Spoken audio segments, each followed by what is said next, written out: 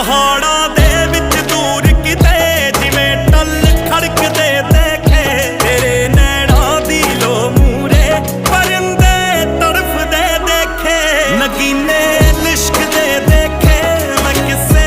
ਇਸ਼ਕ ਦੇ ਦੇਖੇ ਕਿ ਮਰਦੇ